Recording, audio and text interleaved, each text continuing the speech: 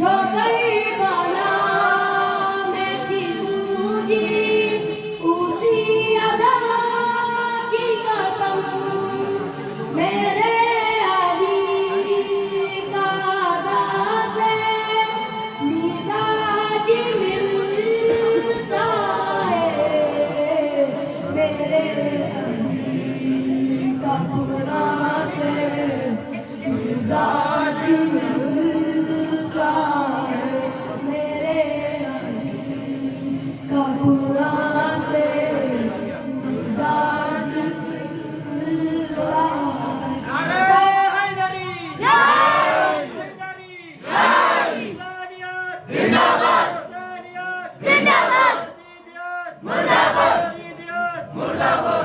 सखा में और अता में ये जैसे सखा में और अता में ये जैसे बताऊं ऐसा कहाँ से मिजाज मिलता है मेरे का कुरान से मिजाज मिलता है मेरे कुरान से मिजाज मिलता है। जो साबेदार को देखूं तो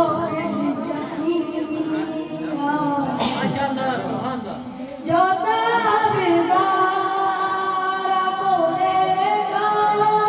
तो फिर यकीन आया हंसा हुसैन कमा से मिजाज मिलता